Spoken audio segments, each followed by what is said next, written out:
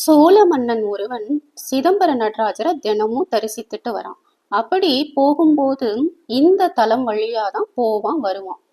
ஒரு சமயம் மன்னன் இந்த தலத்துக்குள்ள வரும்போது அவனோட காவலாளிகள் கையில வச்சிருந்த தீப்பந்தம் அணைஞ்சு போயிருது. அதை மீண்டும் எரிய வைக்க எவ்வளவு முயற்சி பண்ணியும் அதை எரிய வைக்கவே முடியல. அவங்க இந்த தலத்தை கடந்தப்போ அது தானாவே எரிய தொடங்குது. இது மாதிரி தினமும் அணைந்த தீபம் இந்த தலத்தை கடக்கிறப்போ தானாவே எரிய தொடங்குது.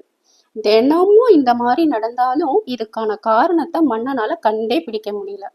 அப்போ அந்த அரசன் அந்த பகுதியில மாடுகளை மேய்ச்சிட்டு இருந்த இடையன் கிட்ட போய் இந்த இடத்துல ஏதாவது அதிசயம் நடக்குதா அப்படின்னு கேக்குறான்.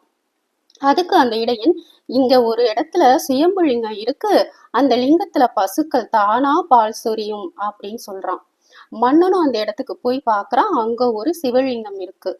அந்த லிங்கத்தை எடுத்து வேற இடத்துல வச்சு கோவில் கட்டலாம் அப்படின்னு நினைக்கிறான். நினைச்சு அந்த லிங்கத்தை எடுக்கிறதுக்காக தோன்றப்போ அந்த கோடாரி லிங்கத்தின் மேல பட்டதும் ரத்தம் வருது.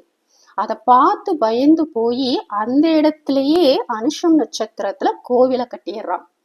திரி அணைஞ்ச தலம் அப்படிங்கறனால திரி நின்றியூர் அப்படின்னும், மகாலட்சுமி வழிபட்டதுனால திரு நின்றியூர் என்ற பெயரும் வந்துருச்சு. இன்னைக்கும் சிவலிங்கத்துல கோடரி வெட்டிய தழும்பு இருக்குமாம். இப்போ இந்த கோவிலோட ஸ்தல வரலாறு என்ன அப்படின்னு பார்ப்போம். ஜமத்கனி மகரிஷியோட மனைவி ரேணுகா ஒரு நாள் கந்தர்வன் ஒருவனோட அழகை கண்டு வியந்து நிப்பா. அதனால அவளோட தலைய வெட்டணும் அப்படின்னு ஜமத்கனி மகரிஷி தன்னோட மகனான பரசுராமரிடம் சொல்லுவாரு. பரசுராமனும் தாயோட தலைய வெட்டிடுவான். தாயை கொன்ற தோஷம் நீங்கிறதுக்காக இத்தலத்துல வழிபட்டு மன அமைதி பெறுவாரு. ஜமத்கனியும் இந்த பாவத்துக்கு விமோசனம் வேண்டி சிவனை வணங்கி மன்னிப்பும் கேட்பாரு. அதுக்கப்புறம் தந்தை கிட்ட வரம் வாங்கி தன்னோட தாயை உயிர்ப்பிக்கிறான். சிவன் இருவருக்கும் காட்சி கொடுத்து அருள் செய்கிறாரு. மகாலட்சுமி இத்தலத்து சிவனை வழிபட்டு அருள் பெற்றதுனால இத்தல இறைவனுக்கு மகாலீஸ்வரர், மகாலட்சுமீஸ்வரர் என்றும், அம்மன் உலக நாயகி என்றும் அழைக்கப்படுறாங்க. அனுஷ நட்சத்திரக்காரங்க தோஷம் நீங்க இத்தல இறைவனை வழிபாடு செய்யறாங்க. இப்போ இத்தல இறைவனை சுந்தரர் போற்றி பாடிய தேவார பாடலை பார்ப்போம்.